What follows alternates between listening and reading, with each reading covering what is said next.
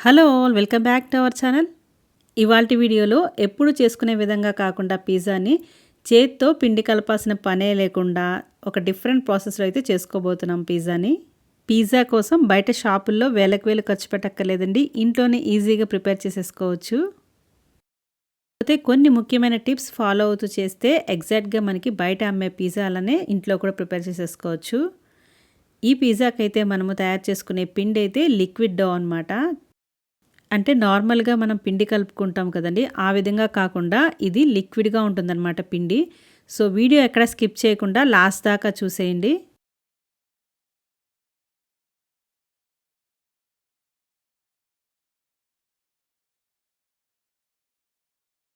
First ఒక బౌల్‌లో ఒక కప్పు గోరువెచ్చని నీళ్ళు తీసుకోవాలి. తర్వాత ఇందులో 2 టీ స్పూన్స్ ఈస్ట్ వేసుకోవాలి. ఇదే మెయిన్ ఇంగ్రీడియంట్ అన్నమాట పిజ్జాస్‌కి. తర్వాత 1 ½ టీ స్పూన్ పంచదార వేసుకోవాలి. ఇప్పుడు ఈస్ట్, పంచదార మొత్తం కలిసే వరకు కూడా కంటిన్యూస్‌గా కలుపుకోవాలి.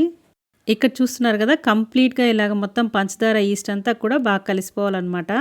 ఇంకా ఇలా కలిసిపోయిన తర్వాత ఇందులో 2 టేబుల్ స్పూన్స్ వరకు ఆలివ్ ఆయిల్ పోసుకోవాలి. ఈ ఆయిల్ కూడా కలిసేలాగా ఒకసారి కలిపేసుకున్న తర్వాత ఇందులో 3/4 టీ స్పూన్ వరకు సాల్ట్ వేసుకోవాలి.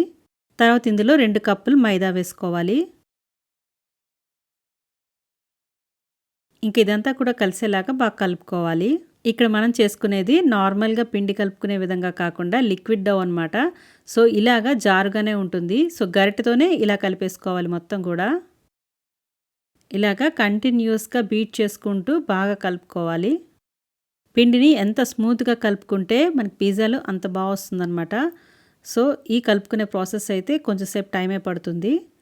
ఇంకా ఫైనల్‌గా ఒక టేబుల్ స్పూన్ వరకు ఆయిల్ ఏసేసుకొని మొత్తం కూడా ఒకసారి కలిపేసుకుంటున్నాను. ఇక్కడ నేను వాడిన ఆయిల్ అయితే ఆలివ్ ఆయిలే వాడుతున్నాను దీనికి. ఇలా పిండి మంచి స్మూత్‌గా, సాఫ్ట్‌గా అయ్యేంత వరకు కూడా బీట్ చేసుకుంటూ కలుపుకోవాలనమాట. ఇలా పైన మొత్తం ఆయిల్ అప్లై చేసేసి ఇంకా దీన్ని మనము ఫెర్మెంటేషన్ కోసం పక్కన పెట్టేసుకోవాలి. దీనిపైన ఫుల్‌గా ఇలా వ్రాప్ చేసేసుకుంటే ఎక్కడ ఎయిర్ పోకుండా ఫెర్మెంటేషన్ బాగా అవుతుంది.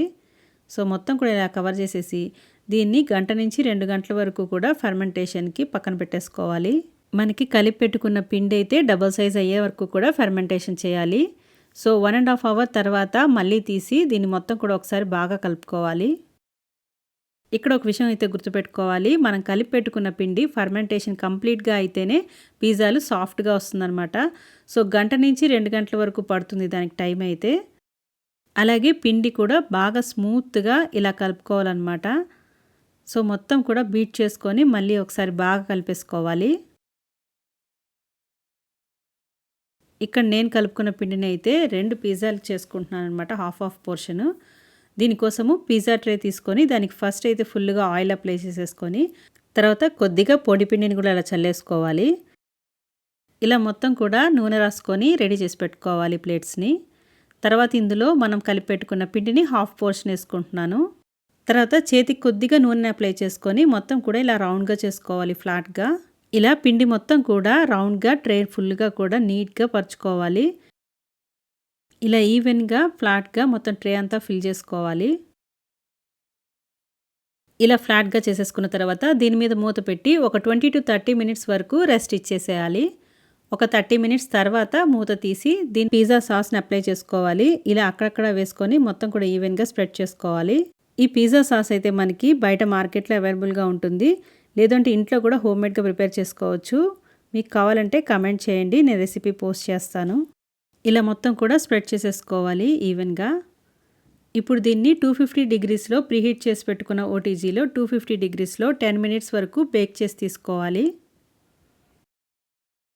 10 మినిట్స్ తర్వాత బయటికి తీసి ఇంకా ఫైనల్‌గా దీనిపైన అయితే టాపింగ్స్ చేసుకోవాలి.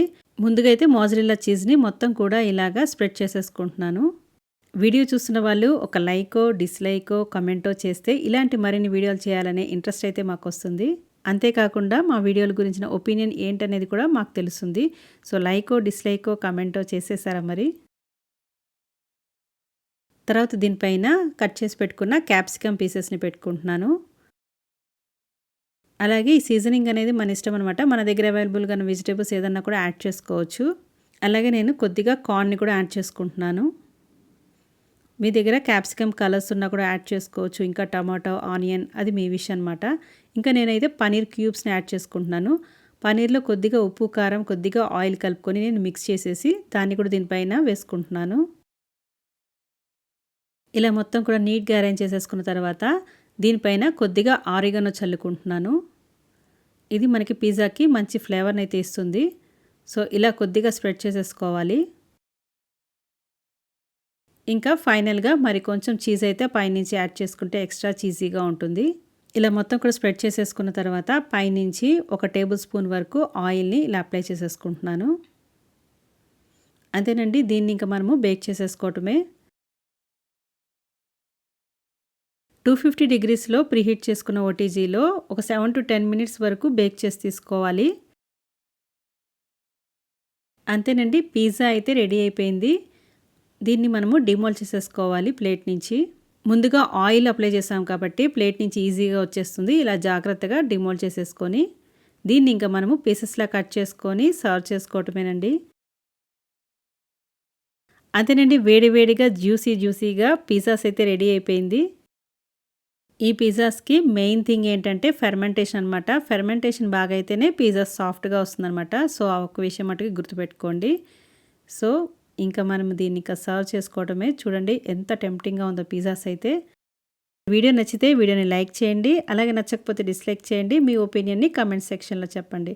మరో ఇంట్రెస్టింగ్ రెసిపీతో మళ్ళీ కలుసుకుందాం. Thank you for watching. Have a nice day.